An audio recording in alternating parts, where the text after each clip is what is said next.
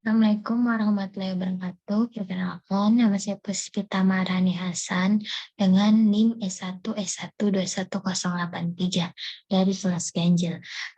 Di sini saya akan membuat tugas MIT, sistem operasi, di mana soalnya itu merangkum dari materi pertama sampai materi ketujuh dengan membuatkan slide presentasi dan membuatkan videonya. Baiklah, di sini pertama-tama saya akan membacakan daftar isi dari slide presentasi saya. Yang pertama itu introduction, kedua haki perangkat lunak, ketiga struktur sistem operasi, keempat proses dan penjadwalan, dan yang kelima itu proses dan sinkronisasi. Yang pertama yaitu introduction. Apa itu introduction? Sistem operasi didefinisikan sebagai sebuah program yang mengatur perangkat keras komputer dengan menyediakan landasan untuk aplikasi yang berada di atasnya serta bertindak sebagai penghubung antara para pengguna dengan perangkat keras. Kemudian sejarah perkembangannya. Pada awalnya sistem komputer digunakan dari depan konsol. Perangkat lunak seperti assembler, ladder, linker, dan kompilator meningkatkan kenyamanan dari sistem pemrograman, tapi juga memerlukan waktu setup yang banyak. Untuk mengurangi waktu setup tersebut, digunakan jasa operator dan menggabungkan tugas-tugas yang sama, atau sistem batch. Sistem batch mengizinkan pengurutan tugas secara otomatis dengan menggunakan sistem operasi yang residen dan memberikan peningkatan yang cukup besar dalam utilasi komputer. Komputer tidak perlu lagi menunggu operasi oleh pengguna, tetapi utilasi CPU tetap saja rendah. Hal ini dikarenakan lambatnya kecepatan alat-alat untuk M atau K relatif terhadap kecepatan CPU. Operasi offline dari alat-alat yang lambat bertujuan untuk menggunakan beberapa sistem reader to tape dan tape to printer untuk satu CPU. Untuk meningkatkan keseluruhan kemampuan dari sistem komputer, para developer memperkenalkan konsep multiprogramming. Yang kedua yaitu haki perangkat lunak. Haki merupakan hak-hak untuk berbuat sesuatu atas kekayaan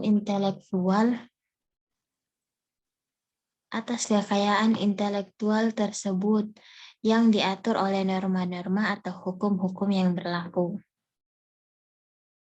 Kemudian perangkat lunak bebas. Perangkat lunak bebas ialah perangkat lunak yang mengizinkan siapapun untuk menggunakan, menyalin, dan mendistribusikan, baik dimodifikasi ataupun tidak, secara grafis ataupun dengan biaya. Perangkat lunak bebas mengacu pada 4 jenis kebebasan bagi para pengguna perangkat lunak. Yang pertama itu kebebasan 0, yakni kebebasan untuk menjalankan programnya untuk tujuan apa saja. Yang kedua itu kebebasan 1, yakni kebebasan untuk mempelajari bagaimana program itu bekerja serta dapat disesuaikan dengan kebutuhan Anda. Akses pada kode program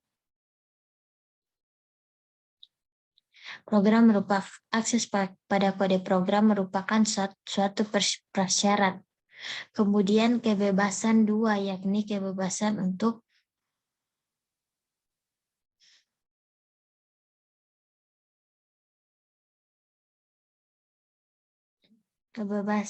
menyebarluaskan kembali hasil salinan perangkat lunak tersebut sehingga dapat membantu sesama Anda. Yang ketiga, yang terakhir kebebasan ketiga, yakni kebebasan untuk meningkatkan kinerja program dan dapat menyebarkannya ke khalayak umum sehingga semua menikmati keuntungannya. Akses pada kode program merupakan suatu prasyarat juga. aneka ragam hak. Yang pertama yaitu hak cipta, paten, merek dagang,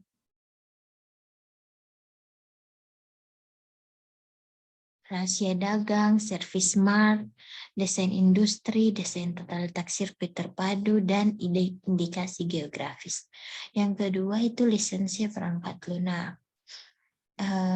Yang pertama yaitu perangkat lunak berpemilik, perangkat lunak komersial, perangkat lunak semi bebas, publik domain perangkat, freeware, shareware, GNU, dan GPL. Selanjutnya sumber terbuka atau open source,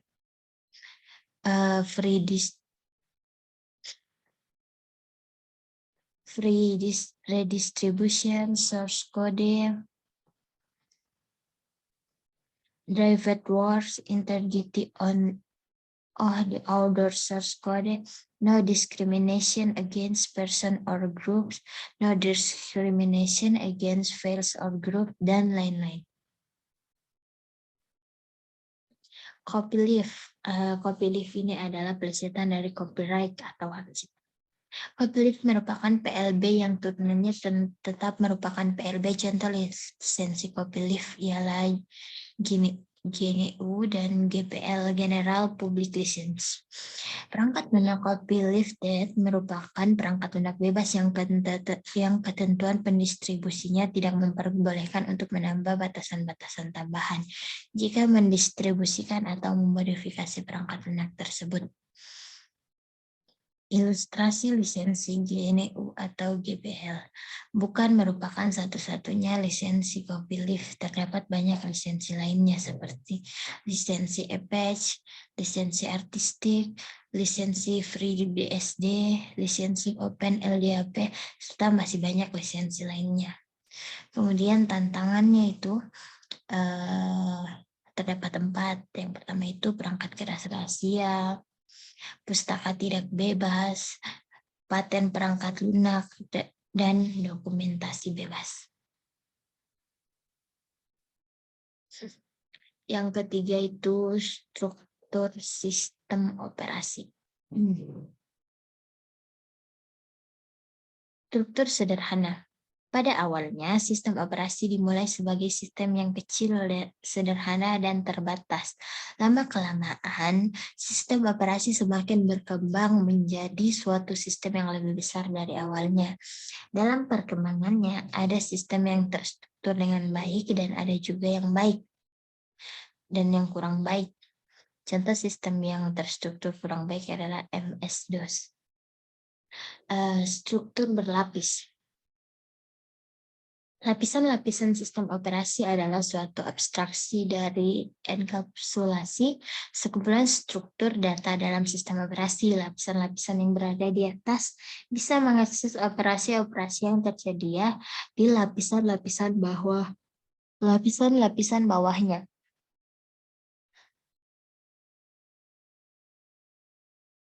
Mikrokernel. Beberapa kelebihan kernel mikro yaitu interface yang seragam, extensibility, flexibility, portability, reliability, dan support for object-oriented OS. Selanjutnya, komplikasi kernel. Beberapa tahapan dalam komplikasi kernel yaitu mendownload kernel, mengekstrak kernel, buat symbolic link, konfigurasi kernel, dan kompilasi. Komputasi meja. Secara umum, komponen komputer meja adalah fan untuk mendinginkan komputer. Motherboard untuk menginteraksikan komponen-komponen komputer yang ada, hard disk tempat penyimpanan data, optical disk drive untuk membaca kepingan CD atau DVD, floppy disk drive untuk membaca floppy disk, prosesor untuk mengeksekusi program, CPU cooler, untuk mendinginkan prosesor, RAM menyimpan program yang sedang berjalan atau untuk transfer data, sound card memproses suara dari prosesor kemudian dikeluarkan melalui speaker, modem memproses sinyal informasi misal untuk akses internet. Kemudian network card memungkinkan komputer berkomunikasi dengan komputer lain dalam jaringan. Sistem prosesor jamak.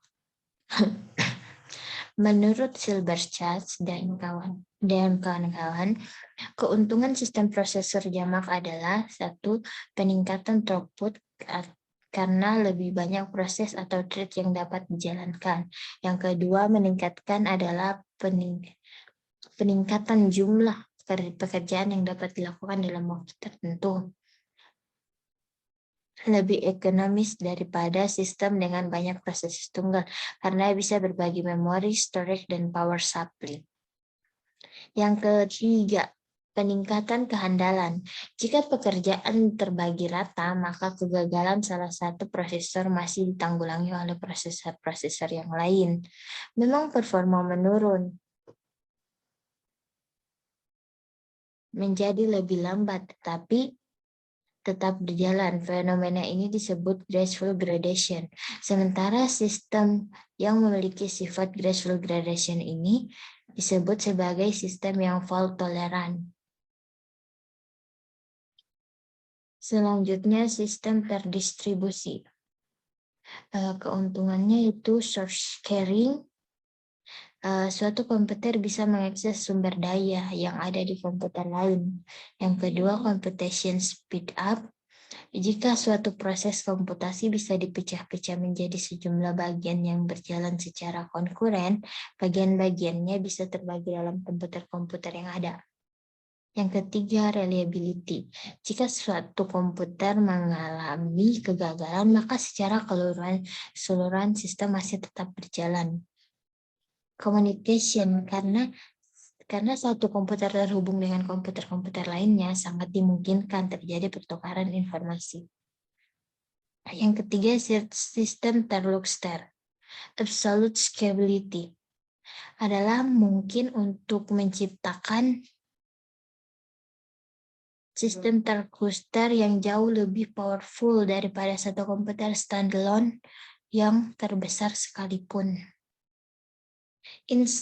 Incremental scalability.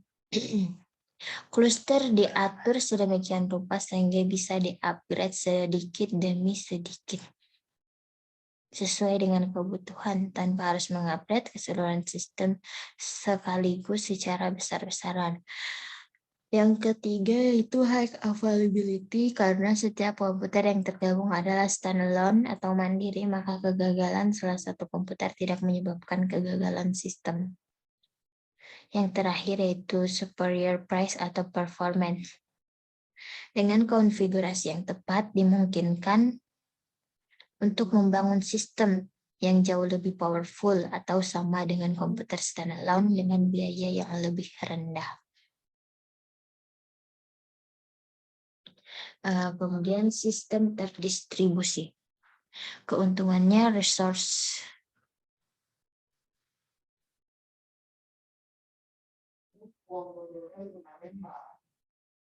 Selanjutnya sistem waktu nyata.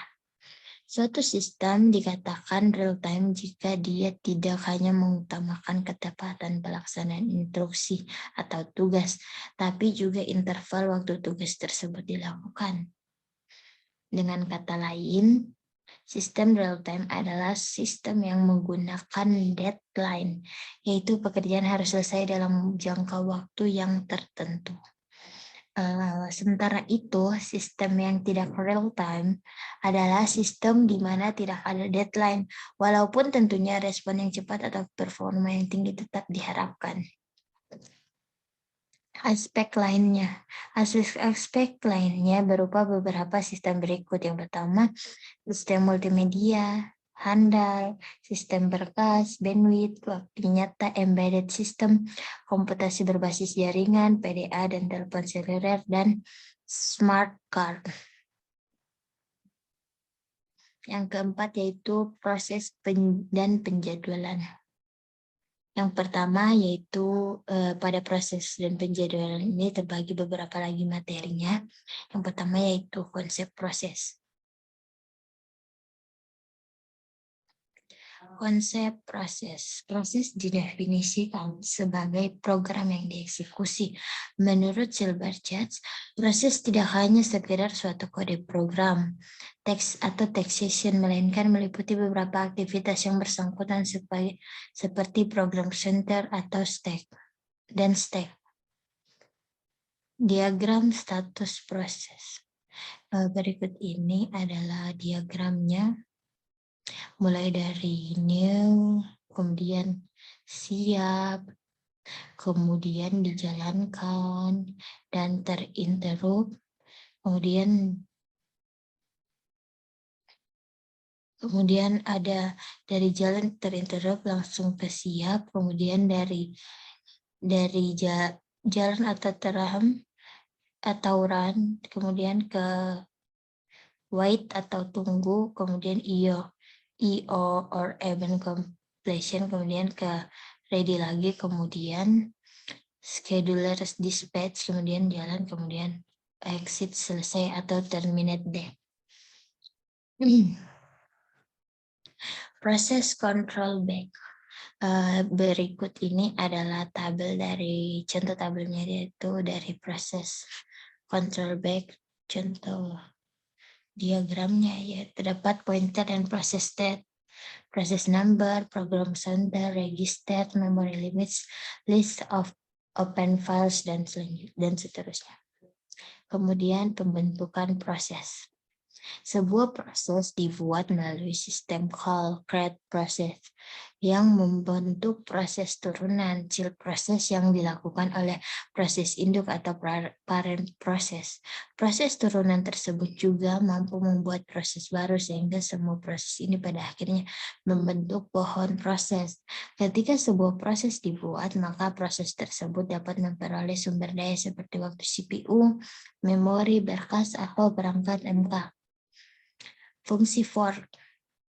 Sistem operasi Unix mempunyai sistem call fork yang berfungsi untuk membuat proses baru.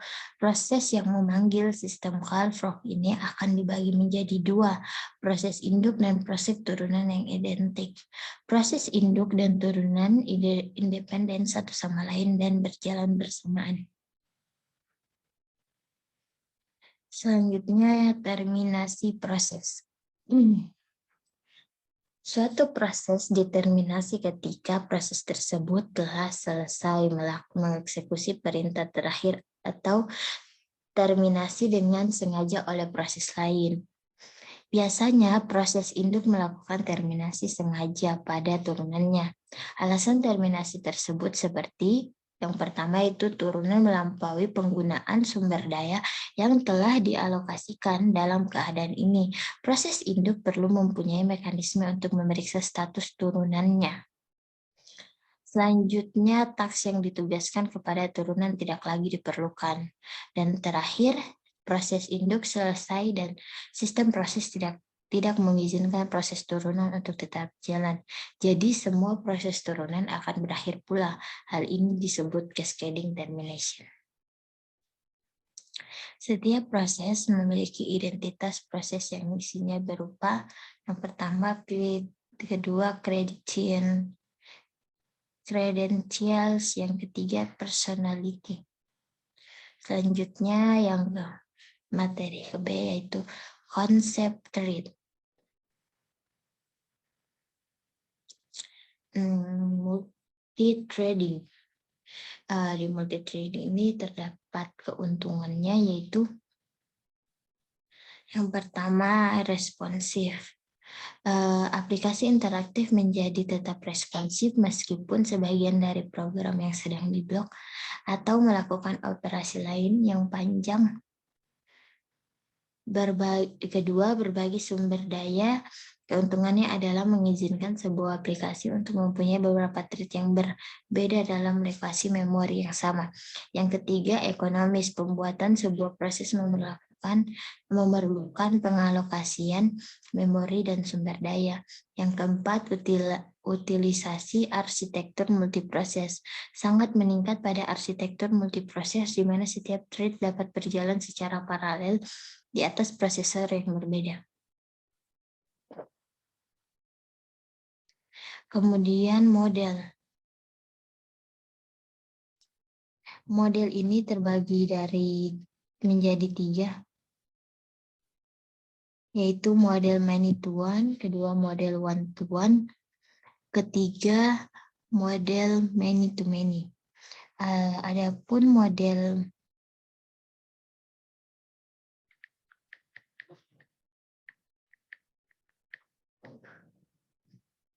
Adapun penjelasan dari model many-to-one, model ini memetakan beberapa thread tingkatan pengguna ke sebuah thread. Tingkatan kepengaturan thread dilakukan dalam ruang pengguna sehingga efisien rel-nel.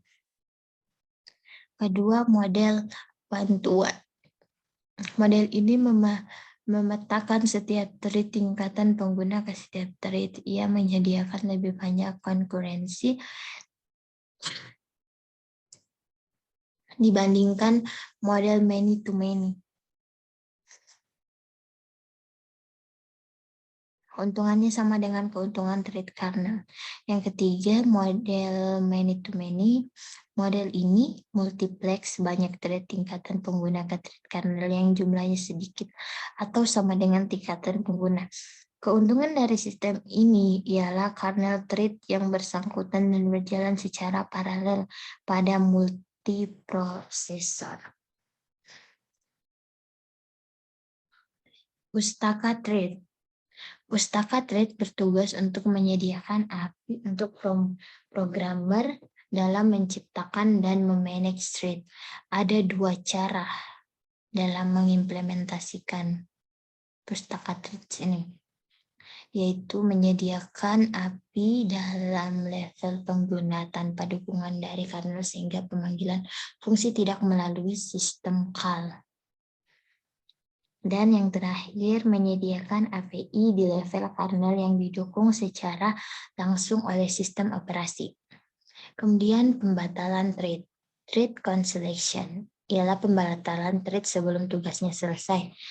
Apabila sebuah thread mencari sesuatu dalam database dan menemukan serta mengembalikan hasilnya, thread sisanya akan dibatalkan. Thread yang diberhentikan biasa disebut target thread.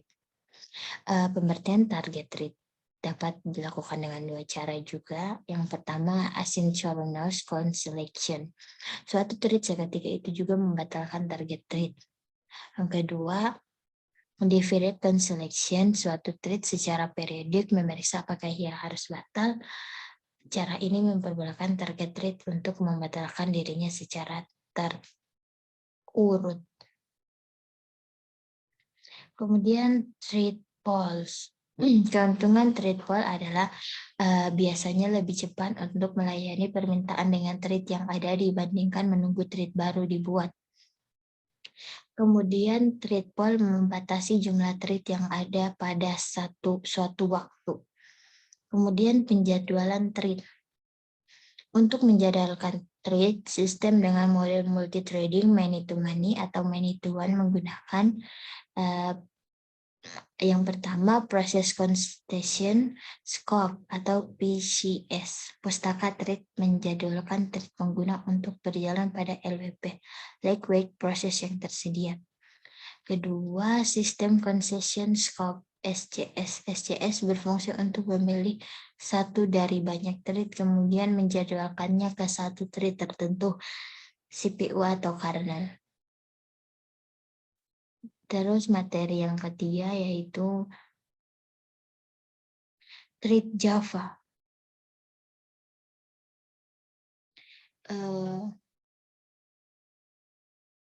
Thread Java ini berikut ini adalah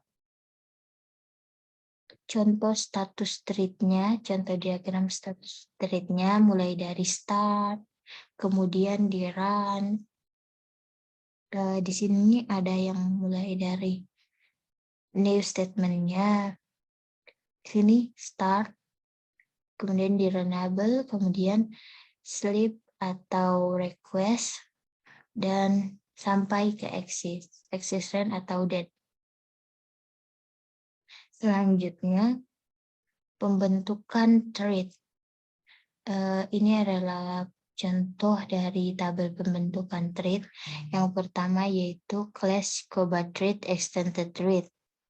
Kurung awal public void run for integer ii sama dengan 0 titik koma ii dan it titik koma 4 titik koma dan i plus plus. Sistem out printing in coba thread tes istirahat. Yang kemudian ini kelas coba thread 2 implement runnable public void run for integer ii sama dengan 0 titik koma ii dan it titik koma 4 titik koma ii plus plus. Sistem out printing ini coba thread 2 tes istirahat.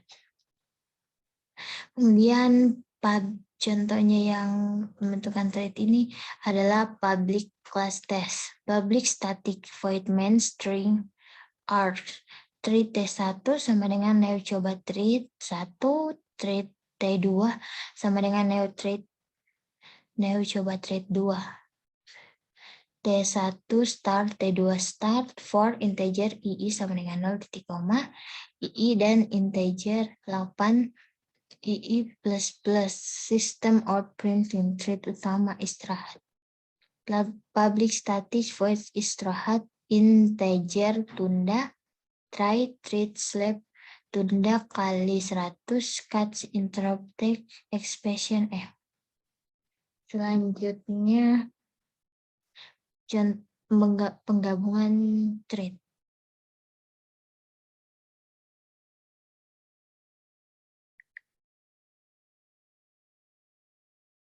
Penggabungan thread ini contohnya dalam suatu program thread utama membuat sebuah thread tambahan bernama T1.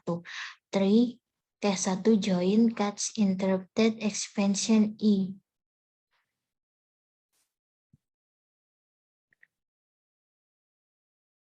Kemudian di sini adalah pembatalan thread. Cara yang lebih aman untuk membatalkan thread Java adalah dengan deferent selection. Pembatalan ini dapat dilakukan dengan pemanggilan metode interrupt yang akan mengakses status interupsi pada target thread. Sementara itu, target thread dapat memeriksa status interupsinya dengan metode interrupted. Kelas coba thread 3 implement runnable.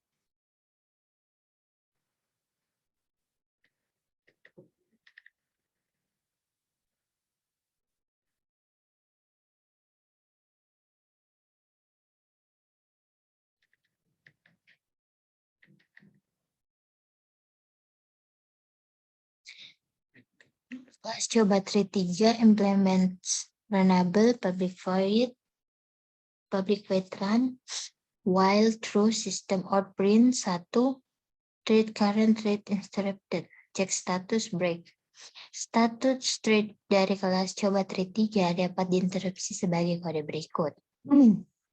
Thread target thread new coba thread 3 target thread start, target thread interruption atau check status interruption.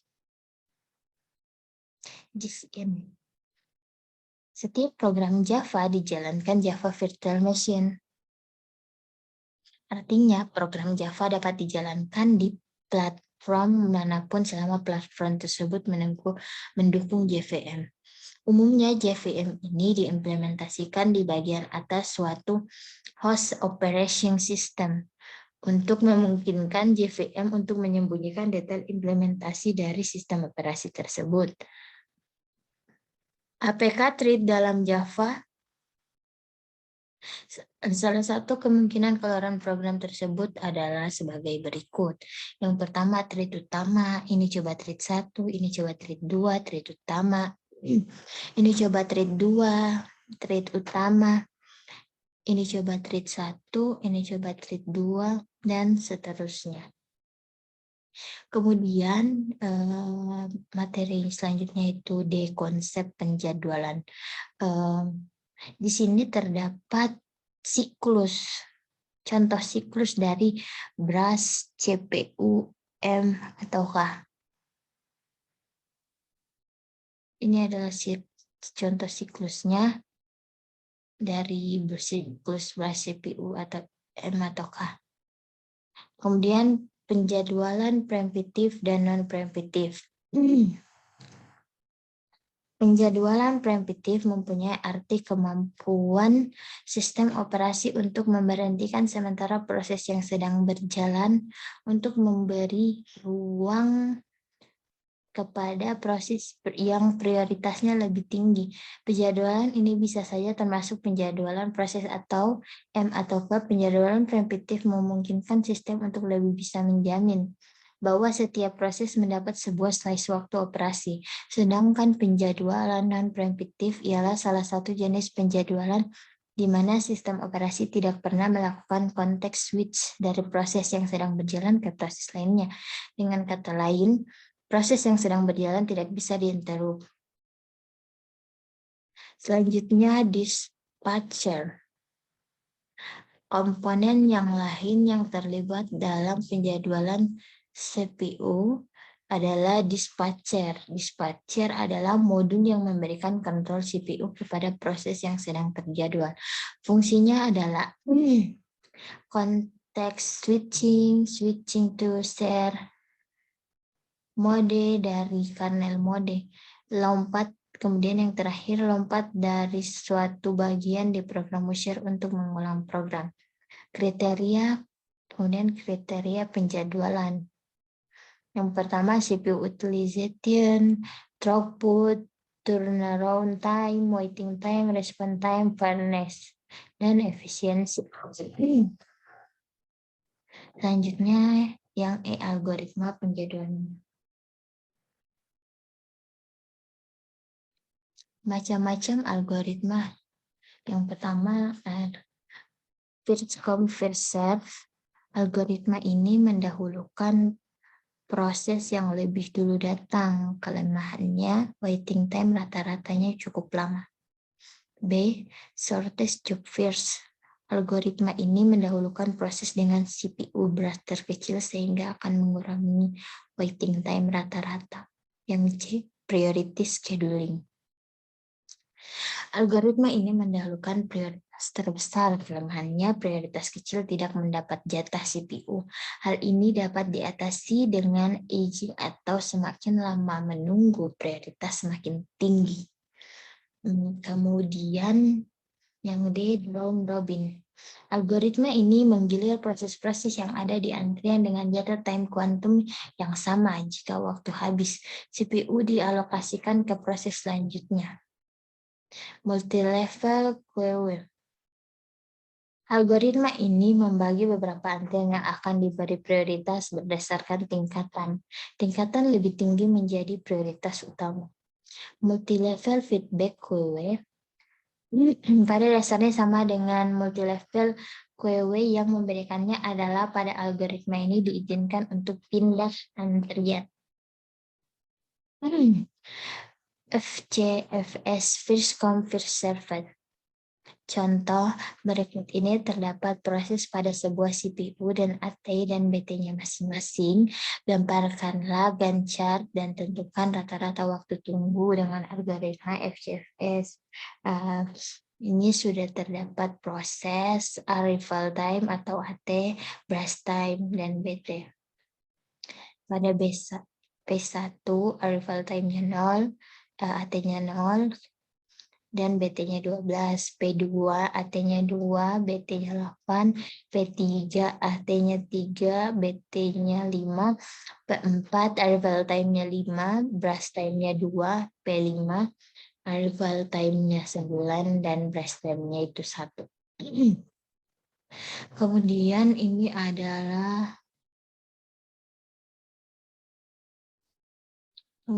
adalah rata-rata waktu tunggu algoritma FCFS dengan Gantt chart. Di sini P1 0, P2 2, P3 3, P4 5. Ini P1. Kemudian P5-nya di sini 9, P 12, 20, 25, 27, 28. Ini RQ-nya. Selanjutnya menentukan rata-rata waktu tunggunya yaitu P1 ini sama dengan 0, P2 12, 12 kurang 2 sama dengan 10, P2-nya di sini 12 kurang 2 P2 di sini sama dengan 10. P3-nya ini 20 kurang yang di sini, P3 yang di sini berarti 17, P4 ini 25 kurang 5 20. P4-nya ini 25 dan dikurangi dengan yang P4 yang di sini 5. Maka hasilnya 20. Kemudian P5-nya ini 27, kemudian di sini dikurangkan dengan P5 yang di sini 9, berarti 18. Semua ini dijumlahkan menjadi 65. Kemudian 65 itu dibagi 5 menjadi 3, hasilnya rata-rata waktu tunggunya menjadi 13 satuan waktu. Selanjutnya shortest job first SJV.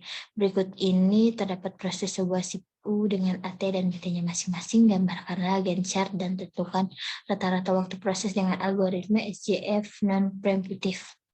Ini sudah terdapat CPU dengan AT dan BT-nya masing-masing, P1, P2, dan sampai P5 dengan arrival time-nya dan burst time-nya. Selanjutnya ini adalah SJV non-preemptive-nya dengan menggunakan Gantt chart. Di sini P1 12-nya 0, P2 8-nya 2, P3 5-nya 3, P4 2-nya 5, P5 1-nya 9. Kemudian di sini 12, ini 13, P5, ini P1 semua. P1, di sini P2, ini P5, ini P4, dan P3, dan P2. Untuk mencari waktu tunggunya itu di sini P1-nya itu sama dengan 0. P2-nya di sini P2-nya 20 berarti dikurang P2 yang ini. P2 yang ini berarti 18. Begitu juga dengan P3 itu P3 itu 15 kurang 3. Ini dia P3-nya. 15 kurang dengan P3. P3 yang ini berarti disamakan jadi ini dikurangkan jadi kurang dengan 3 yaitu jadi 15 kurang 3 yaitu 12, kemudian P4 ini disamakan dengan P4 ini jadi 13 kurang 5 sama dengan 8 dan P5 itu 12 dikurangi dengan P5 yang ini berarti 9. 12 kurang 9 berarti 3. Dari hasil pengurangan di atas ini dijumlahkan maka hasilnya 41. Kemudian kita mencari rata-rata waktu tunggunya, jadi 41 itu dibagi dengan 5 dengan hasil 8,2 satuan waktu. Kemudian shortest job first.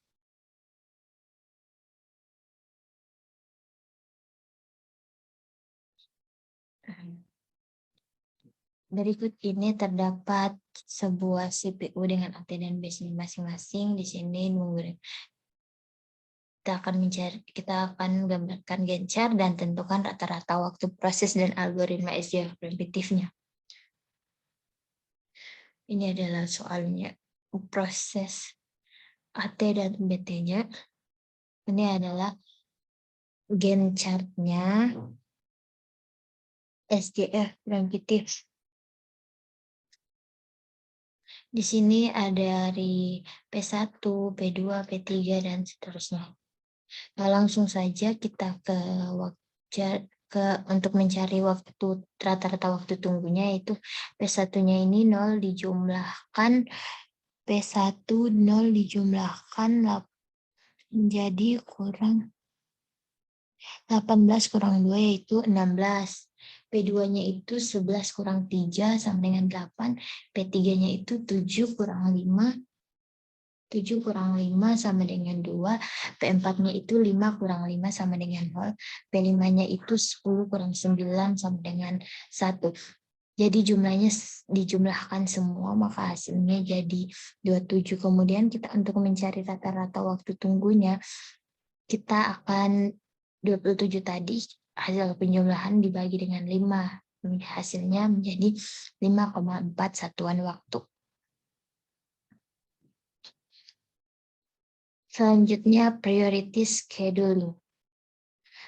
Priority scheduling merupakan algoritma penjadwalan yang mendahulukan proses yang memiliki prioritas tertinggi. Setiap proses memiliki prioritasnya masing-masing. Prioritas suatu proses dapat ditentukan melalui beberapa karakteristik.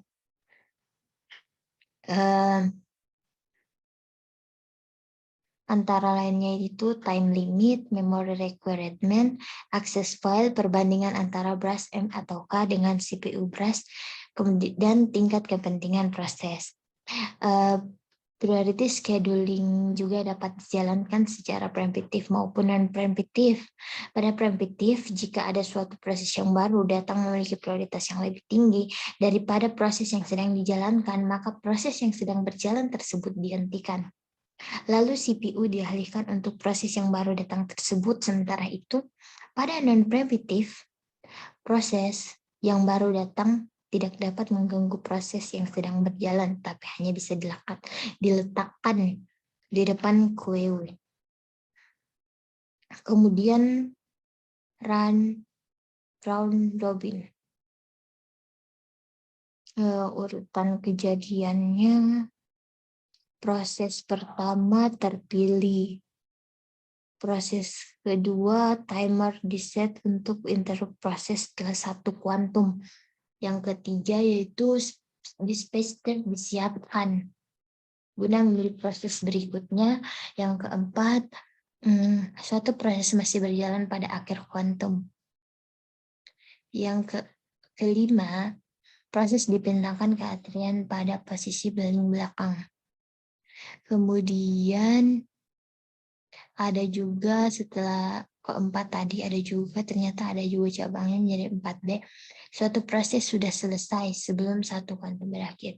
CPU dibebaskan, kemudian penjadwalan CPU dialokasikan CPU ke proses selanjutnya ke antrian ready.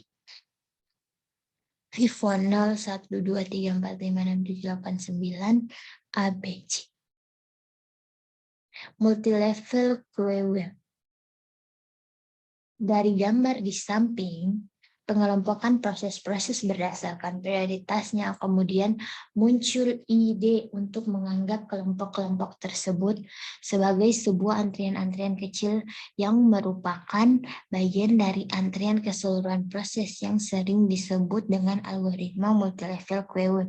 Dalam hal ini dapat dilihat bahwa seolah-olah algoritma dengan prioritas yang dasar adalah algoritma multilevel queue, di mana setiap queue akan berjalan dengan algoritma FCFS yang memiliki banyak kelemahan. Oleh karena itu, dalam prakteknya algoritma multilevel queue memungkinkan adanya penerapan algoritma internal dalam masing-masing subantriannya yang bisa memiliki algoritma internal yang berbeda untuk meningkatkan kinerjanya. Multilevel feedback queue. Multilevel feedback queue adalah salah satu algoritma yang berdasar pada algoritma multilevel queue. Perbedaan mendasar yang membedakan multilevel feedback queue dengan multilevel queue biasa adalah terletak pada adanya kemungkinan suatu proses berpindah dari satu antrian ke antrian lainnya, entah dengan prioritas yang lebih rendah ataupun lebih tinggi. Misalnya pada contoh berikut, yang pertama, semua proses yang baru akan datang diletakkan pada queue 0 atau kuantum 8 ms. Jika suatu Yang kedua itu jika suatu proses tidak dapat diselesaikan dalam 8 ms, maka proses tersebut akan dihentikan dan dipindahkan kembali ke QW1 yaitu dengan kuantumnya sama dengan 18 ms. Yang ketiga, QW1 hanya akan dikerjakan jika ada lagi proses QW0. Jika suatu proses di QW1 tidak selesai dalam 16 ms, maka proses tersebut akan dipindahkan ke QW2. Dipindahkan lagi kembali ke QW2. Yang terakhir yang keempat yaitu QW2 akan dikerjakan apabila QW0 dan 1 kosong dan akan berjalan dengan algoritma FCFS. Dan materi yang terakhir yaitu materi kelima, proses dan sinkronisasi. Materi kelima ini terbagi juga dari beberapa bagian. Yang pertama yaitu konsep interaksi. Selanjutnya itu sinkronisasi. Sinkronisasi diperlukan untuk menghindari terjadinya ketidakkonsistenan data akibat adanya akses data secara konkuren. Proses-proses disebut konkuren jika proses-proses itu ada dan berjalan pada waktu yang sama. Proses-proses konkuren ini bersifat independen atau bisa juga saling berinteraksi. Komunikasi antar proses. Sistem berbagi memori. Shared memory system merupakan salah satu cara komunikasi antar proses dengan cara mengalokasikan suatu alamat memori untuk dipakai berkomunikasi antar proses. Sistem berkirim pesan. Sistem berkirim pesan adalah proses komunikasi antar bagian sistem untuk membagi variabel yang dibutuhkan. Proses ini menyediakan dua operasi yaitu mengirim pesan dan menerima pesan. Sinkronisasi. Terdapat beberapa blocking send, pemblokiran pengirim sampai pesan sebelumnya diterima, dan blocking send pengirim dapat terus mengirim pesan tanpa memperdulikan apakah pesan sebelumnya sampai atau tidak. Blocking receive, pemblokiran penerima sampai terdapat pesan yang akan dikirim, dan blocking receive, penerima menerima semua pesan baik berupa pesan yang valid atau pesan yang salah atau nol. Penyangga, kapasitas 0. Antrian mempunyai panjang maksimum 0. Antrian sehingga tidak ada penungguan pesan atau message waiting. Dalam kasus ini pengirim harus memblok sampai penerima menerima pesan. Kemudian kapasitas terbatas. Antrian mempunyai panjang yang telah ditentukan. Paling banyak N pesan dapat dimasukkan jika antrian tidak penuh ketika pesan dikirimkan. Pesan yang baru akan menimpa dan pengirim dapat melanjutkan eksekusi tanpa menunggu. Kapasitas stok terbatas. Antrian mempunyai panjang yang tak terhingga sehingga semua pesan dapat menunggu di sini. Pengirim tidak akan pernah diblok. Klien atau server. Server adalah komputer yang dapat memberikan servis ke server, sedangkan klien adalah komputer yang mengakses beberapa servis yang ada di klien.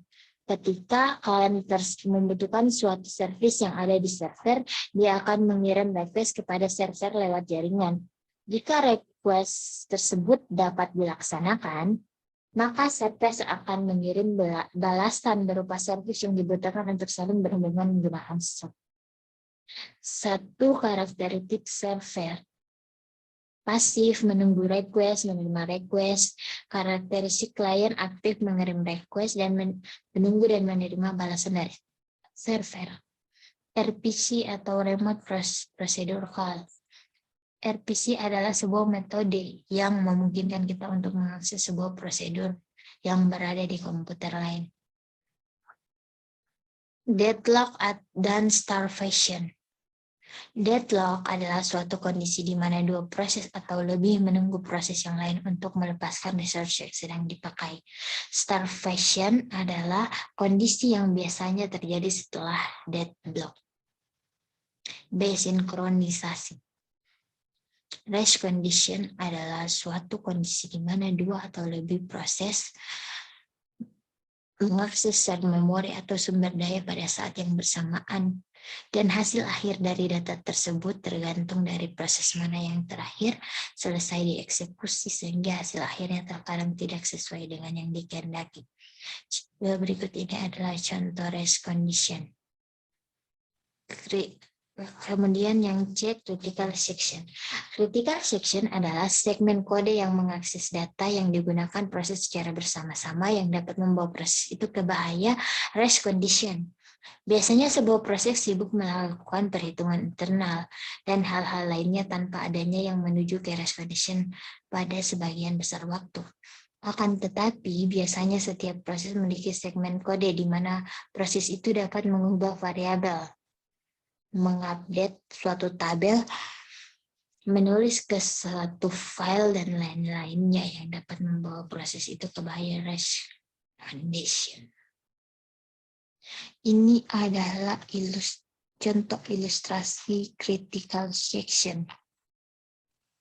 Critical section dalam kernel. Yang pertama, interupsi, kedua, page fault, yang ketiga, kernel code memanggil fungsi penjadwalan sendiri, yaitu preemptive kernel dan non-preemptive kernel. Yang ketiga, solusi critical section. C. Dua solusi memecahkan masalah critical section. Yang pertama itu solusi perangkat lunak. Solusi ini menggunakan algoritma untuk mengatasi masalah critical section. Solusi perangkat keras yang kedua yaitu solusi ini tergantung pada beberapa interupsi mesin tertentu, misalnya dengan menonaktifkan interupsi, mengunci suatu variabel tertentu, atau menggunakan interupsi level mesin seperti test konsep. Solusi perangkat lunak menggunakan algoritma. Yang pertama itu algoritma 1. Algoritma 1 mencoba mengatasi masalah critical section untuk dua proses. Algoritma ini merupakan sistem bergilir kepada dua proses yang ingin mengeksekusi critical section sehingga kedua proses tersebut harus bergantian menggunakan critical section. Ini adalah contohnya algoritma 1. Yang kedua, solusi perangkat lunak menggunakan algoritma, yaitu untuk algoritma kedua. Algoritma 2 juga mencoba memisahkan masalah critical section untuk dua proses. Algoritma ini mengantisipasi masalah yang muncul pada algoritma 1 dengan mengubah penggunaan variabel turn dengan variabel flag. Variabel flag menyimpan kondisi proses mana yang boleh masuk critical section yang membutuhkan akses ke critical section yang akan memberikan nilai flagnya true. Sedangkan proses yang tidak membutuhkan critical section akan men-set nilai flagnya bernilai false. Berikut ini adalah contoh dari algoritma 2-nya. Kemudian algoritma 3. Algoritma ini ditemukan oleh G.L. Patterson pada tahun 1981 dan dikenal juga sebagai algoritma Patterson atau algoritma 3. Patterson merupakan cara yang sederhana untuk mengatur proses agar memenuhi mutual exclusion. Algoritma ini adalah solusi untuk memecahkan masalah critical section pada dua proses. Ini adalah contoh dari algoritma 3. Selanjutnya algoritma tukang roti. Algoritma tukang roti ini adalah solusi untuk masalah critical section pada n buah proses. Algoritma ini juga dikenal sebagai Lamport's-Baker algorithm. Ide algoritma ini adalah dengan menggunakan prinsip penjadwalan. Seperti yang ada di tempat penjualan roti, para pelanggan yang ingin membeli roti sebelumnya harus mengambil nomor urut terlebih dahulu dan urutan orang yang boleh membeli ditentukan oleh nomor urut yang dimiliki masing-masing pelanggan tersebut. Yang D, perangkat sinkronisasi. Sinkronisasi adalah sebuah proses pengaturan jalannya beberapa proses pada saat yang bersamaan. Tujuan utama sinkronisasi adalah menghindari terjadinya inkonsistensi data karena pengaksesan oleh beberapa proses yang berbeda atau mutual exclusion, serta untuk mengatur urutan jalannya proses-proses sehingga dapat berjalan dengan lancar dan terhindar dari deadlock atau starvation. Kemudian test and set. Sebagian besar sistem komputer saat ini menyediakan instruksi-instruksi perangkat keras khusus yang mengizinkan kita untuk menguji dan memodifikasi nilai dari sebuah variabel. Instruksi ini disebut instruksi test and set. Contohnya, ini adalah contoh dari test and set. Ini test and set dengan mutual exclusion. Contoh test and set yang memenuhi critical session. Adalah contohnya, sebelumnya kita harus menginisialisasikan dua variabel boolean. Semafor. Semafor adalah sistem sinyal yang digunakan untuk berkomunikasi secara visual dalam software. Semafor adalah sebuah variabel bertipe integer yang selain saat inisialisasi hanya dapat diakses melalui dua operasi standar, yaitu increment dan decrement. Semafor digunakan untuk menyelesaikan masalah sinkronisasi secara umum. Berdasarkan jenisnya, semafor hanya bisa dimiliki nilai 1 atau 0 atau lebih dari sama dengan 0.